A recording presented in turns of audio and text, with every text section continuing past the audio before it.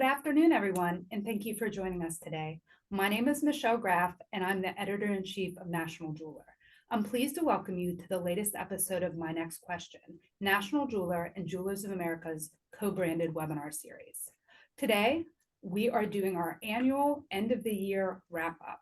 I am joined today by my two associate editors, Lenore Fedow and McLemore.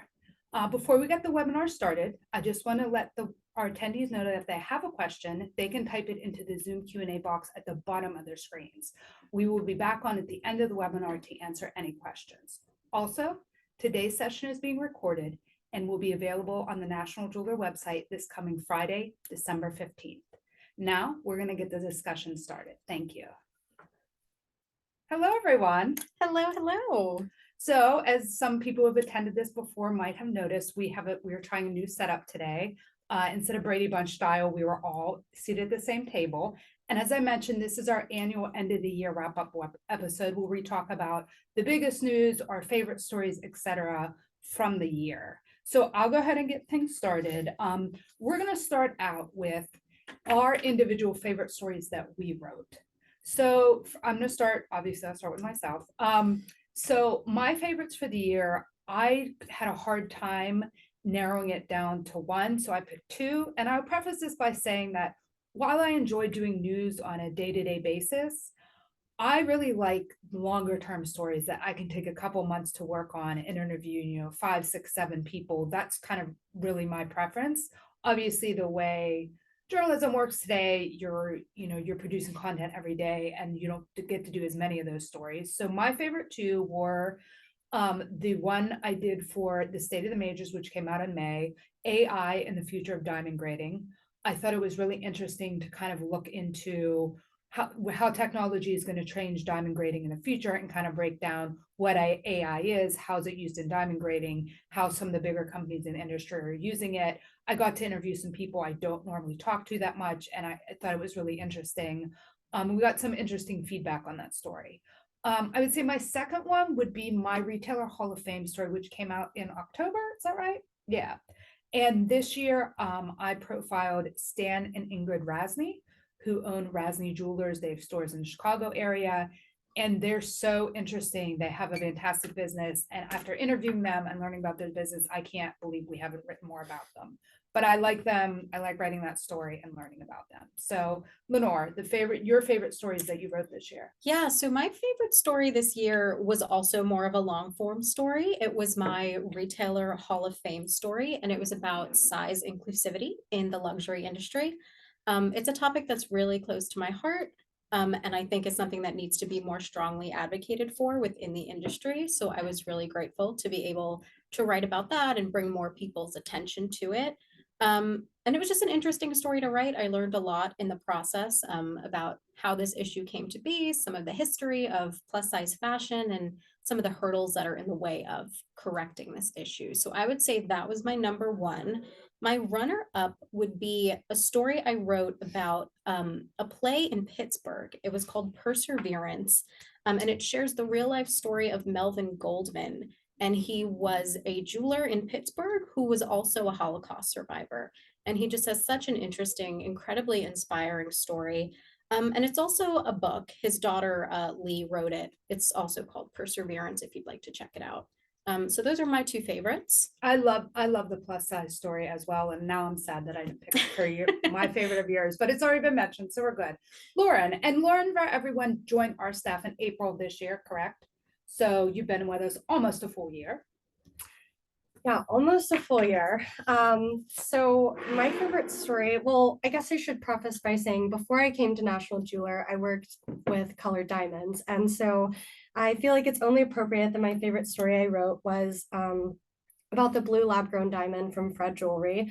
It's the first lab-grown diamond to appear in any LVMH brand, and it was just really interesting to dive into. Got to talk to some of my old coworkers about their opinions on it. They're experts in the field, and so getting to hear their take, and then to talk to Paul Zimniski, an incredible diamond analyst that we talk to a lot, and hear his take on, is this the first LVMH brand to do it? Will they stop here? You know, just an interesting analysis of if this is a one-time thing or if it's going to go anywhere. So I really liked writing that story.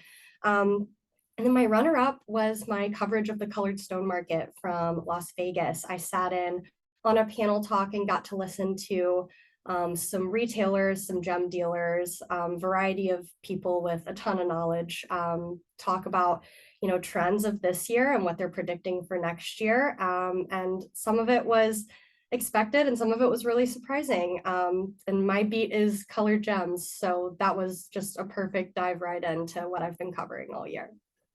One quick note on the LVMH story, it's actually the first LVMH jewelry brand because LVMH Tag Heuer is an LVMH brand and they have used And they lab have grown them in ones their or watches, watches. but it That's is right. the first LVMH jewelry brand. I think also the first high jewelry collection. So now we're going to talk about the favorite story that ran in National Jeweler that someone else wrote. I always do this per editor. So I'm going to start with Lenore, and Lenore, again, loved your plus size story, plus Thank size you. inclusivity story. I also really enjoyed your analysis of Rolex's acquisition of Bucherer, which I know we're going to talk about later. That was obviously a huge story for the year. Yep. But I have a tie for you between two technology focused Ooh. stories. Number one, how jewelers could make the most of the Chat GPT. Lenore wrote this story in May after she came back from Conclave. And I thought it was a really interesting way to take something that might be scary for people that, you know, oh, it's another new technology. You have to learn a new thing. What is this? How does it work? And it really broke it down to what is it? How does it work? And what can you, like, in a practical application, what can and can't you do with it for your store? I thought that was really, really well written. I love that story. And then the second one is your state of retail story from the State of Majors, why jewelers need to invest in cybersecurity now. We got a lot of compliments in this story. Also, I thought it took something that also can be difficult, scary, people don't know where to start, and broke it down into something that is an informative and useful. Plus, anti-phishing Phil is very cute. If you haven't seen him, he's in the story, check him out. He's a cybersecurity cartoon fish. Is that a good way to describe him? Yes, he is a prominent character in a game that employers can use to teach their employees about cybersecurity. He's very cute. Anti-phishing Phil. So then Lauren, I also have two for you. I loved the gemstone world is in its unique cut era, which you wrote in September after you came back from the Hard Rock Summit. So this took the WAS cut that Columbia Gem House developed and then talked about that and how they developed it, and then blew it out to this larger story about the prominence of unique cuts in the colored gemstone industry, which is something we're seeing across the industry now, right? Everybody wants something unique, personalized, different than what everybody else has, which that's a whole different discussion, but that is what everyone is after. And I thought that was a really interesting way to do it. And I saw you getting a little error in your title there, which I liked. And then I also loved From Mind to Met, event co-chair gives platform to responsibly source gold. This was your story that ran in May following the Met Gala. And that was about the actress Michaela Cole, who was also the Met Gala co-chair, wore London-based designers Amifa Cole's designs of gold, but it was using single mine origin gold from Endeavour Mining's ET mine in Cote d'Ivoire. And it's responsibly mined, is traced from the source from one mine. And I just thought that was, I love that you put a spotlight on that, because obviously there was tons of coverage in the Met Gala. We covered Dua Lipa's, you know, Tiffany Diamond dupe, and that was a big story, obviously, but I love that responsible sourcing, something responsible source got some red carpet or blue carpet, whatever carpet color that carpet was, blue carpet time at the Met Gala this year. And I love that you covered it, because I don't remember that anyone else did. So those were my favorites of yours. Lenore? Yeah, so my favorite stories written by someone else, I'm also going to pick two here. And my favorite from Michelle is one that she had mentioned already. It was her State of the Major story. And it was about AI and the future of diamond grading. I thought it was really interesting. It's not really on my beat, so it was something I don't know as much about. And I thought Michelle did a really great job of explaining it. And it was just interesting to see the innovation in that space and how gemologists are working with it. And Michelle takes this really interesting tour through this evolution of grading technology from then to now. And it's just a super interesting story. I liked it so much. And then for Lauren, I was also going to pick her gemstone cut story because I really loved the creativity and those non-traditional gemstone cuts. But I'm gonna go secondary with her, like all of Lauren's auction coverage this year, I thought was so good and it was so Yeah, expansive. go Lauren. But specifically, I really liked Lauren's coverage of the Audrey Hepburn pearl choker. It's famous from that final scene she has in Roman Holiday. And it was up for sale at Christie's, and Lauren had covered that. And then for whatever reason, it was removed from auction, and Lauren covered that as well. And yeah, I just thought it was a super interesting story, and I thought Lauren's follow-up was great. Those are my two favorites. Are you a Roman Holiday fan? You know, I haven't seen it. Not a big movie person, but I'm definitely going to put it on my list. Okay. Yeah, lots of interesting auction stories this year. Yeah, there for certainly sure. were. There were sales getting canceled. There was things getting withdrawn from sales. Lots going on in that field this year. Very exciting year for auctions. So my first favorite story from someone other than myself is Lenore's Retailer Hall of Fame piece. Oh, thank Um, you. And I think one of the things I really loved about it is that at Las Vegas, I covered the WJA diversity breakfast, and they had a speaker come in and just speak to all of these different aspects of the industry that weren't as accessible as they could be. And just a list of things I had never considered. And it was just really eye-opening. And then, not much later, a few months, Lenore's story came out. And I just think that it's so important that the diversity conversation just keeps getting pushed to the front. I loved it. I thought it was great. And people still comment on it. And Michelle and I were at an event the other day, and people came up to us and were like, that was so needed and so timely. So That's very much appreciated. I'm glad you both mentioned it. That story means a lot to me. yeah, The story was it's great. It was really well done. My favorite stories from Michelle and also Ashley Davis are lab grown related. Michelle's, I loved her opinion piece on Lightbox venturing into engagement rings. That was really well done, and just a good overview of the market and how it, like it says in the title, nobody should be surprised, but really diving into why no one should be surprised. And then kind of on the other hand, I really loved Ashley's story titled Meet the Brand, Making Lab Grown Diamonds Cool Again. This is it's a profile feature of this brand, Minty Diamonds.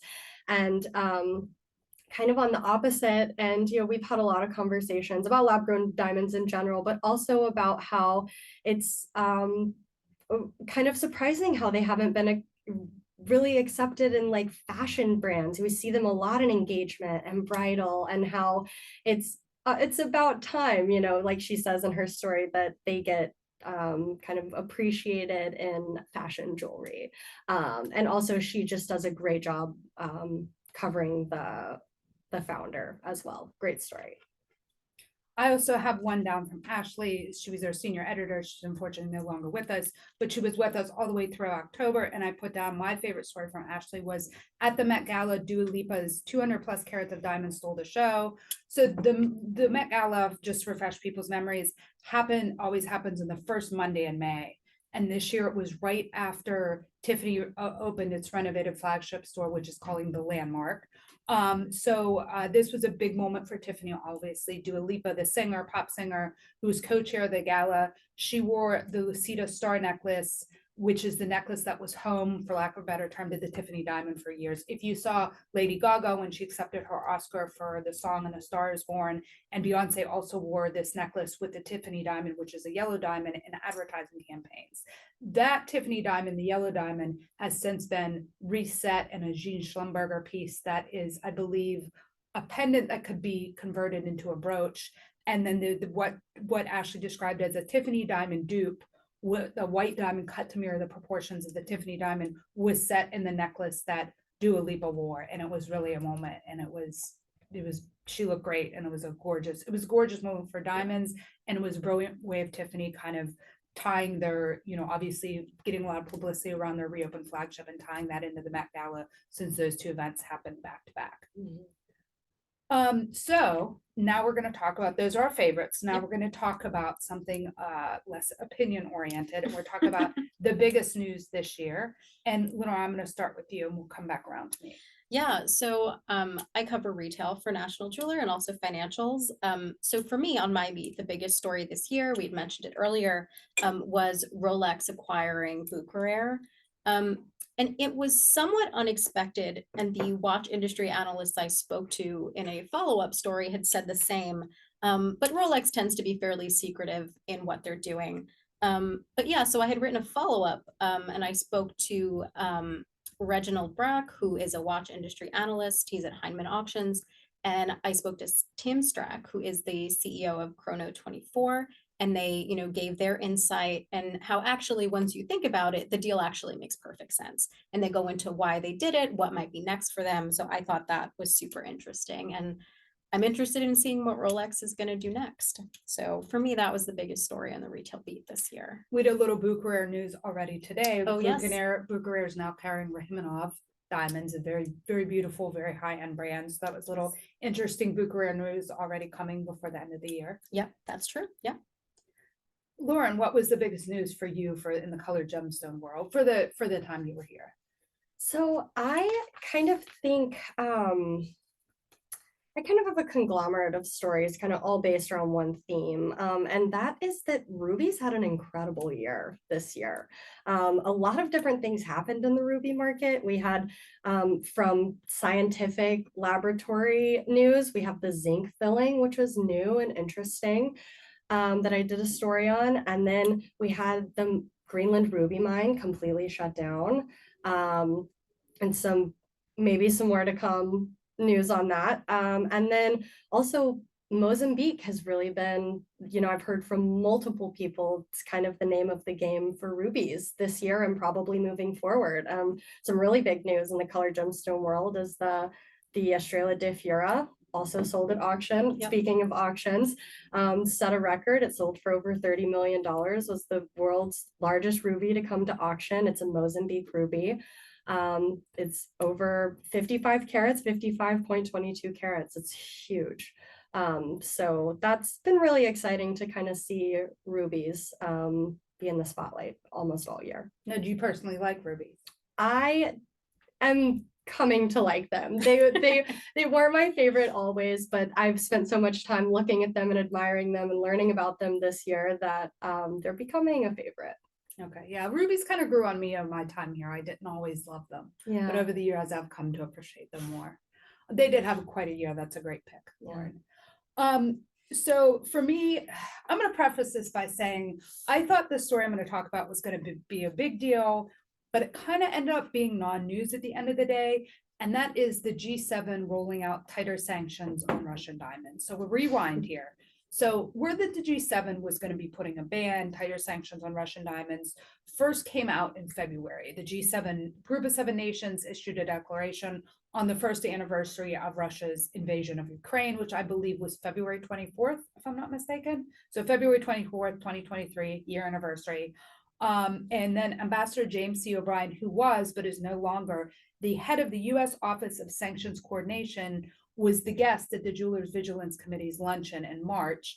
And he told JVC President and CEO Tiffany Stevens that the goal was to have the overall framework and process in place for these extended sanctions by the G7 meeting in mid-May. So we all thought this was something that was going to be, that we were going to be talking about in Vegas.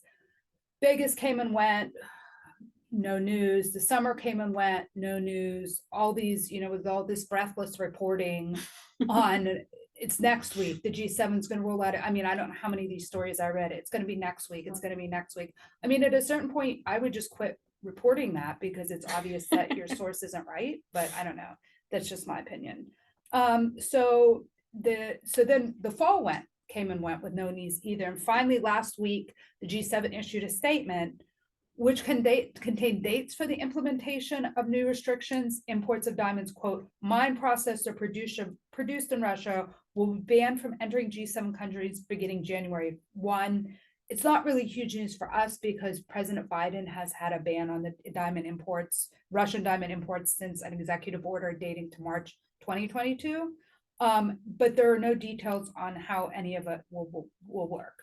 Yeah. So essentially, we ended the year with no more answers than I could give anybody back in February. I wish I had more answers. I've asked questions all year about this. How will it work? Who's going to bear the extra cost of all this? Who's going to be in charge of keeping track of it? And I don't even understand how this is going to get decided exactly. I don't know if the G7 votes on it.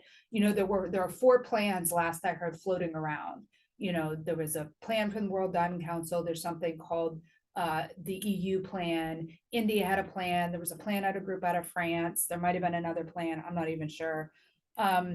So we don't know which plan they're adopting, how exactly this is going to work right now. I've heard some rumors and different things, but I'm just going to wait until we hear something definite on this, because it feels like all the rumors we've heard so far about, oh, it's coming next week and they're going to definitely do this, and it's coming next week and they're definitely going to do this, have not been true. So I think I'm just going to wait for the final word on them. I know that they're still under discussions. But that does bring me to the final topic of discussion here today, and that is, what do you expect on your beat in 2024? I'm going to circle back around myself, but Lenore, what do you expect on your beat for 2024? Yeah, so like I said, I'm the retail reporter here for National Jeweler. And I think lately, especially in recent months, I've had to be the bearer of bad news, especially when it comes to our financial reporting. When you have like major jewelers like Signet seeing, double-digit declines in their sales like they did in their recent third quarter, or Brilliant Earth, who saw growth, but like meh. Especially as engagements have faltered. So it's been a little bit of a bummer in that respect. But, Signet is also saying that they're expecting a bridal recovery to begin and get better and better, as we go on. So I think what we've been seeing this year and what we are going to continue to see next year is more of a normalization, sort of coming back down from these huge, double-digit spikes that we were seeing during the pandemic. The COVID highs. Right. And now that doesn't necessarily mean that it's going to be a bad year. I think it's going to be a good year. I just don't think, similar to what I said last year, if I remember, I don't think it's going to be as great as it was during the pandemic, but it was never going to stay that way. So I don't know that that should come as too much of a surprise. So I think if you're waiting for those like pandemic double digits to come back, like I wouldn't really hold your breath, but I would still be hopeful for the year ahead. I think retailers and jewelers are going to see a good year ahead in 2024. All right, something positive. Yeah, a little uplifting. I don't always like to be Debbie Downer over here. People do like to read that though. They love to read bad news, but I like to report good news. So we have to find a happy medium. Lauren, 2024. So Michelle kind of foreshadowed this a little bit earlier, but I think customization is really going to continue to be a big thing. I mean, every retailer I've interviewed this year has made the comment in one way or another that people just want something that nobody else has. They want it personalized. You've seen so many retailers, now offering customization in their store. That's been a big addition to these new openings lately. And I think for colored gems specifically, at this Colored Stone market panel talk that I attended in Las Vegas, Adrienne Sonogo made a comment that I love. She says that sleeper gems are on the rise, and these are colored gems that are not your big four. They're not emeralds, rubies, sapphires, or diamonds, but kind of maybe more of what you might call a semi-precious, a spinel, a garnet, a tourmaline, and they can sometimes come at a more affordable price point, but colored gems are so big this year and are not on the decline anytime soon. And so being able to give people a range of options to choose from in cut, we mentioned the unique cuts, in size, in colors and shades. I think that the expansion of options for colored gemstones is just going to continue to be a big deal.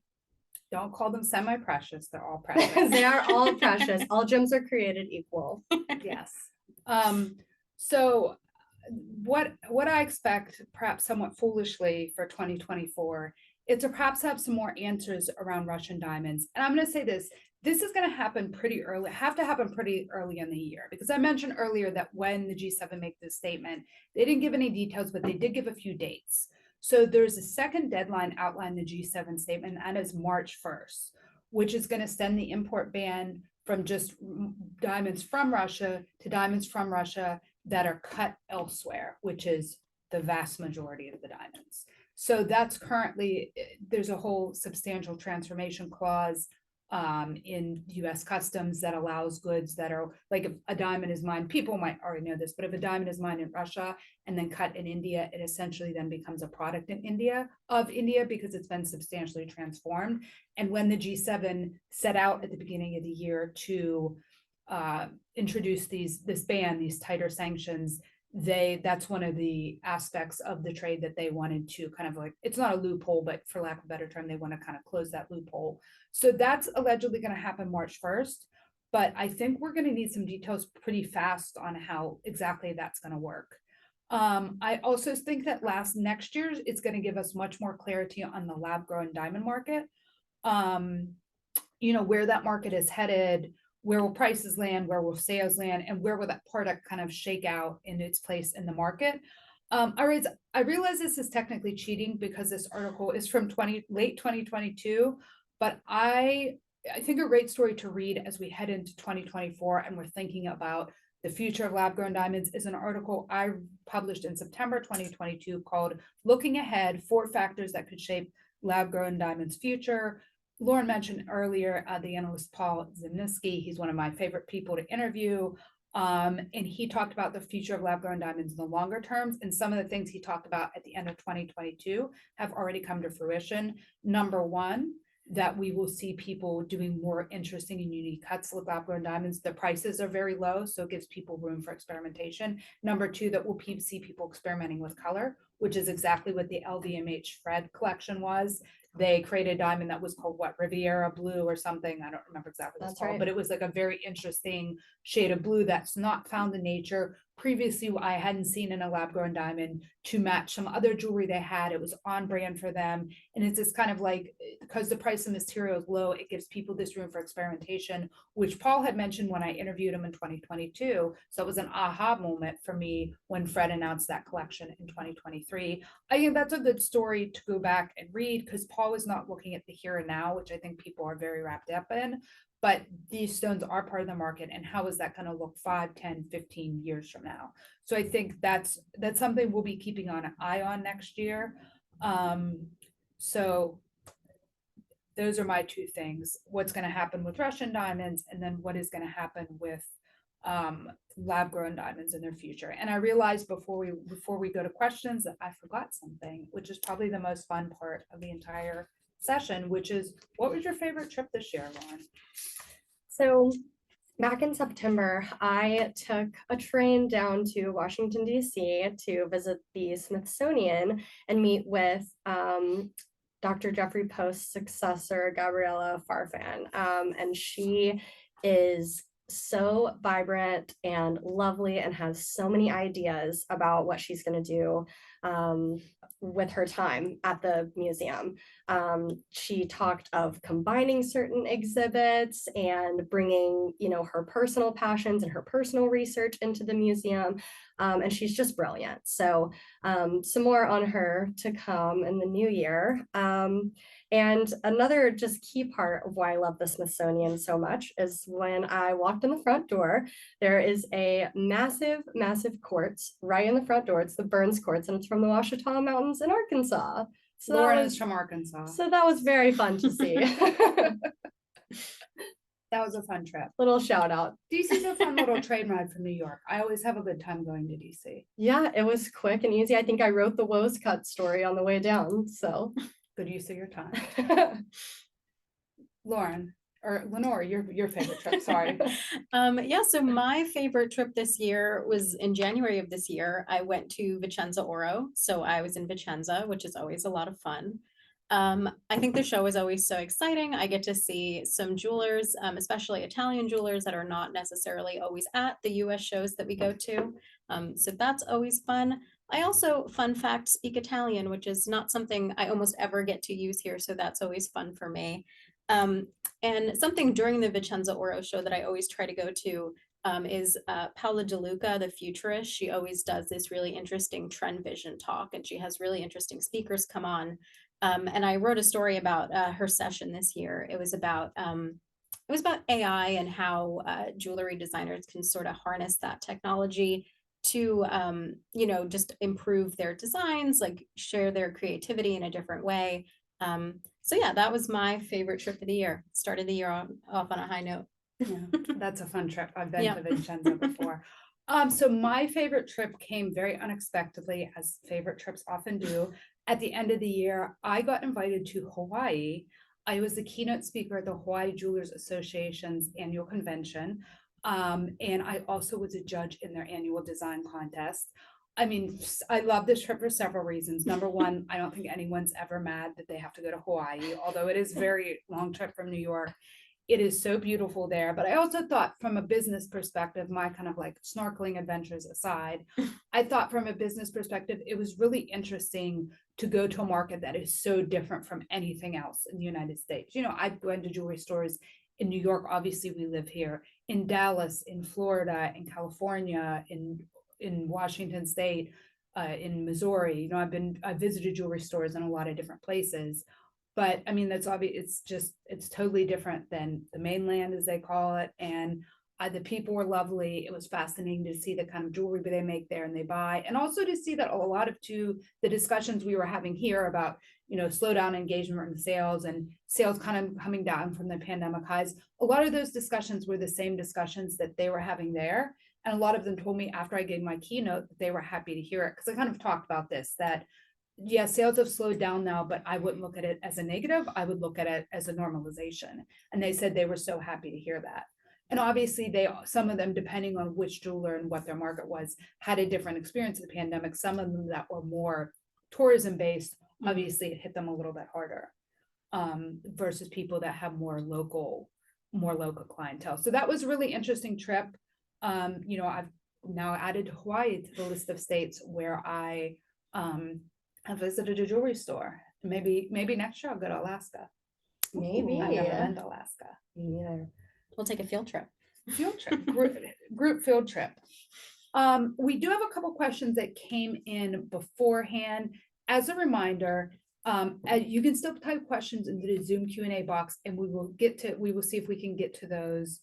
We'll try to get to any questions that have come in. I don't see any right now. But I'm going to kick off the Q&A with a couple questions of how the questions that were submitted beforehand. Number one, somebody said, review factory grown diamonds and the effect it has on our industry. So I think some of you probably have seen this kind of conversation that's popped up online. Recently, it's popped up before about the diamonds, correct, are not grown in a lab. They are grown in a factory. Somebody brought up online the other day, we should call them factory grown diamonds. I think that's fine if that's what people want to call them. I think for me, this is just my opinion. Obviously, the lab grown prices are coming down. I think lab grown diamonds have brought more attention to diamonds in general. I was just having this discussion with someone the other day. I was asking, it was a watch executive, and I was asking him, there was this whole thing about smartwatches were going to destroy the watch industry for like lower and mid-priced watches.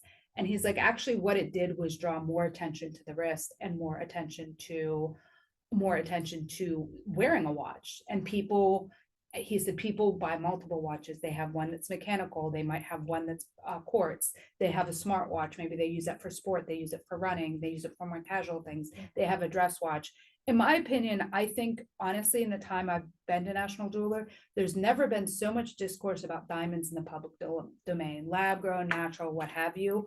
I think at the end of the day, it's going to be a net positive for the industry. And I would also say this, I know that prices are falling and it's obviously a concern, but for some people, when they go, Pandora, I think, has done a great job with its lab grown diamond. For some people who want to own a diamond, this is what they can afford. And perhaps they will buy a Pandora lab grown diamond now, but as they go through life, they get better jobs, they get promoted. Perhaps they'll invest in a natural diamond later. Perhaps they'll want lab grown diamonds for some occasions, natural diamonds for other occasions. I don't think I don't think it has to be one or the other. I think people can want them for different reasons. And I think prices will settle and they'll find their place. I just think it's like smartwatches have brought more attention to the wrist and watches overall. I think lab grown diamonds have brought more attention to diamonds. And think like Pandora advertising diamonds. Yes, they're lab grown. Don't come at me. Yes, they're lab grown. But Pandora having all these commercials on TV talking about diamonds, I don't think is a bad thing for the industry. And I think it's nice for people who this is what they can afford. And like I said, there's no reason that you can't buy something less expensive now and invest in something more expensive in the future. I remember I was talking to Antoine Bourdet, the head of Lightbox at Vegas earlier this year, and he used to work in cosmetics. And he was giving me this example of how women have like, I think he said on average something like 7 different kinds of mascara, and they have like a very expensive like Chanel mascara, Dior mascara, and then they'll have a CoverGirl mascara, and they have different mascaras for different reasons that they, they're not like buying one mascara at the drugstore and being like, oh, well, this is all I'm buying now. They're trying different things. And there's like, I feel, and he was like kind of comparing that to diamonds. He's like, I feel like women will have lab grown diamond jewelry in their jewelry box. They'll have natural diamond jewelry and it'll be for different things.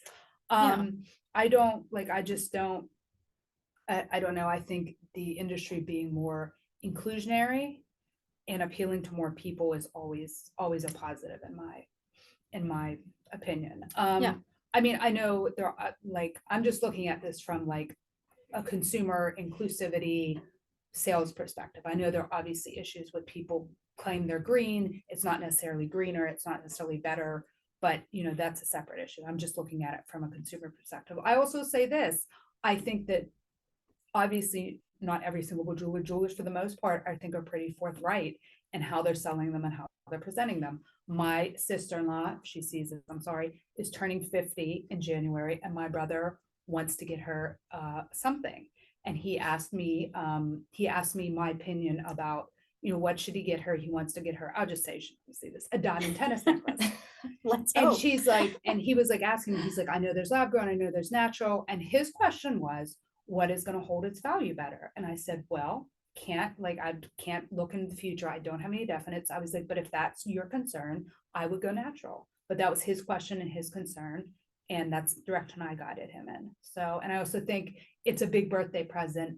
In my mind, that's the kind of thing that maybe should be a natural diamond, like an engagement ring, a 20th anniversary gift. But I think there's a place for lab grown diamonds. Sorry if people don't like that, but I don't know. All the dialogue around it too, it's just exhausted me. I'm so tired of hearing about it. And I'm so tired of turning on LinkedIn and having it just be like, just endless. It's too much. No, I would Calm totally agree with you. I do not remember when, but I do remember I wrote an opinion piece about lab grown diamonds and how, similar to Michelle, even back then, I was quite tired of hearing about it. And that I think it's an important conversation that needs to be had, but I think the direction of the conversation is not necessarily where it should be. I think a lot of it is still on personal preference and sort of people just making these little jabs about they're not really lab grown, they're factory grown, like all these little like nitpicky things when the real thing we need to be focusing on is education and that people understand what it is that they're buying, that how the two products are different. Right. And that the people who are selling them on either side are both being as fair and ethical as they can be to their communities, to their consumers, whatever you want to talk about.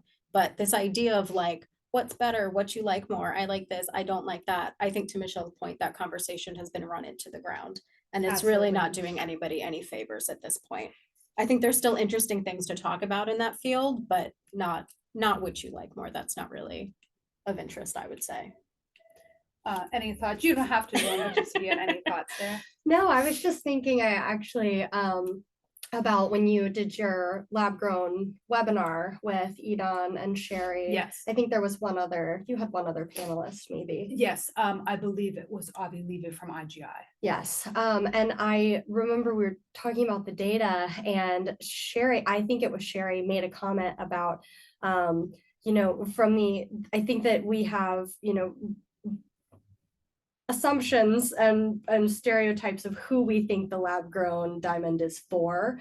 And I thought it was really interesting. Some of the data she was like, diamond studs, like yes, it's for maybe the young couple that's saving up to buy a house and is getting the engagement ring that allows them to do that.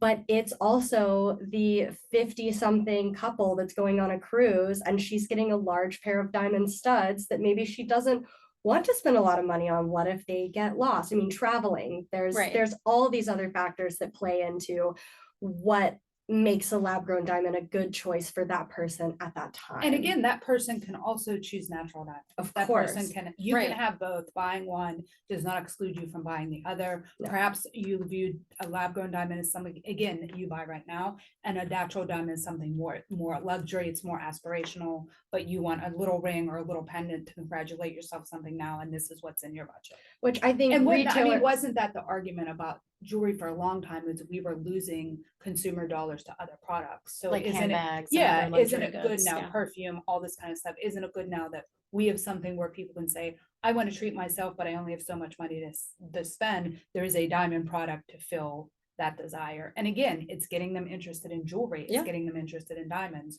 which I think can only lead, I mean, as we all know, you start buying jewelry, It never it stops. never stops. Like you just keep seeing things you like, and then you end up, that ends up in your algorithm. If you're on Instagram or TikTok or whatever, you end up kind of in our sphere, in our world, and just learning Right. more and more about it.